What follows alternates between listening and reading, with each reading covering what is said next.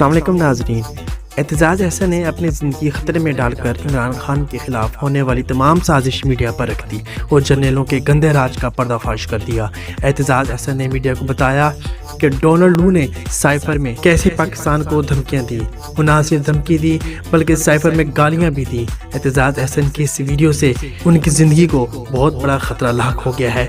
پہلے آپ ویڈیو دیکھیں کہ یہ کیس جو ہے سائفر کا، یہ تو سرے سے بنتا ہی نہیں ہے۔ امریکہ نے کہا کہ عمران خان کو ہٹا دو، یہ مسلمان تھی، یہ سائبر کو تسلیم کیا ہے ہماری نیشنل سیکیورٹی کمیٹی۔ اب ڈونلڈ بلو یا امریکہ کہتا ہے کہ آپ عمران خان کو ہٹا دو، ہم کیا کرتے ہیں؟ مہاراج ہم نے صرف اس کو ہٹایا ہی نہیں، آپ نے کہا تھا ہٹا دو، ہم نے صرف ہٹایا ہی نہیں، ہم نے اس کو پنجرے میں بند کیا ہوا ہے اور اس پہ کیمرے لگائے ہوئے، آپ کو بھی دکھا سکتے۔ اب یہ ہم اپنی جگ ہسائی کیوں کرانا چاہ رہے ہیں؟ اتنے ہم نیچے لگے ہوئے ہیں ایک سپر طاقت کی، پوری وہ فوج نکل آتی، اب وہ لوگوں کو اطلاع بھی نہ کرے کہ میرے خلاف سازش ہو رہی ہے۔ تمہارے میں جس میں یہ کہا گیا ہے، اسد مجید امبیسڈر کو یہ ڈونلڈ لو کہتا ہے کہ آپ اگر تو کل عمران خان کو ہٹا دیتے ہیں، کل ووٹ آف نو کانفیڈنس ہو رہا ہے تو ہم آپ کو بخش دیں گے، ورنہ پھر ہم سے برا کوئی نہیں ہوگا۔ اب یہ اس کے بعد یہ ظاہر ہوتا ہے کہ باجوہ صاحب، جنرل باجوہ صاحب نے ٹیک اوور کر لیا اور عمران خان کو چاہنے والے ہمارے چینل کو ضرور سبسکرائب کریں۔ ہمارے ملک میں عمران خان کے ساتھ جس قسم کی ناانصافیاں ہو رہی ہیں، تاریخ گواہ رہے گی کہ ان سزاؤں کو پوری قوم نے مسترد کر دیا ہے۔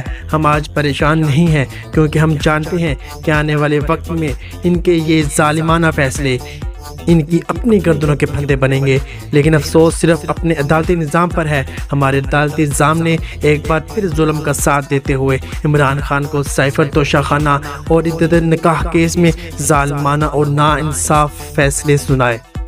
یہ تمام خبریں سن کر انٹرنیشنل میڈیا بھی یہ کہنے پر مجبور ہو گیا کہ یہ تمام سزائیں جھوٹی ہیں، غلط ہیں، بے بنیاد ہیں، اور ان کو سنانے کی وجہ وہ بھی الیکشن سے پہلے صرف یہ ہے کہ وہاں مایوس ہو جائیں اور الیکشن کو آسانی سے مینج کر لیا جائے، یعنی کہ گند لیگ کو جتوا دیا جائے۔ اب یہ پاکستانی عدلیہ امریکہ کی غلامی پر مہر لگا رہے ہیں۔ جج نے جب عمران خان سے پوچھا کہ سائفر آپ کے پاس ہے تو عمران خان نے کہا سائفر دفتر میں تھا اور وہاں کی سیکیورٹی کی ذمہ داری میری نہیں ہے۔ تو ناظرین، وہاں کی سیکیورٹی کی ذمہ داری جس بریگیڈیئر صاحب کی تھی، آپ کے علم میں لائیں کہ وہ بریگیڈیئر صاحب بھی پچھلے 15 دن سے لاپتہ ہیں۔ ان کی فیملی اس بارے میں نہایت پریشان ہے کہ وہ کہاں گئے۔ تو اطلاعات یہ ہیں کہ ان کو بھی ایجنسیز نے اٹھوا لیا اور نہ جانے ان کی زندگی کے ساتھ کیا کیا۔ اب الیکشن سے پہلے بین الاقوامی میڈیا جب پاکستان آ رہا ہے، وہ ان تینوں کیسز کی شفافیت پر انگلی اٹھا رہے ہیں اور ان انتخابات کو الیکشن نہیں سلیکشن کا نام دے رہے ہیں۔ اسٹیبلشمنٹ کے ان تمام کاموں کی وجہ سے اور ان تمام ظالمانہ عدالتی فیصلوں کی وجہ سے عوام کے اندر پی ٹی آئی کی محبت اور تڑپ میں مزید اضافہ ہوا ہے۔ پی ٹی آئی کو ظلم کا شدید سامنا ہے۔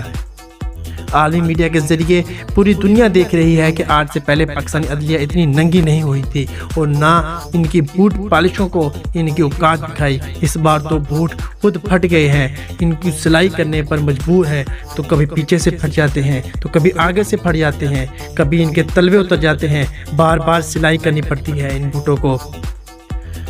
یاد رہے یہ وہی سائفر ہے جسے کمپنی نے کہا تھا کہ یہ کاغذ کا ٹکڑا ہے، یہ وہی سائفر ہے جسے مریم عثمانی نے کہا کہ کوئی سائفر کیس نہیں آیا بلکہ خود لکھا ہے، یہ وہی سائفر ہے جس کے بارے میں بلاول بلو رانی نے کہا کہ یہ عمران خان کے اپنے کسی مشیر نے لکھا ہے، یہ وہی سائفر ہے جس کے بارے میں شہباز چیری بلاسم نے کہا کہ یہ جھوٹا سائفر ہے، اگر سچا ہوا تو خان کے ساتھ کھڑا ہو جاؤں گا۔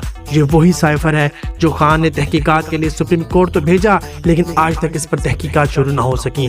یہ وہی سائفر ہے جس کی وجہ سے خان کے اللہ کی عدالت کا فیصلہ بہت سخت ہوگا۔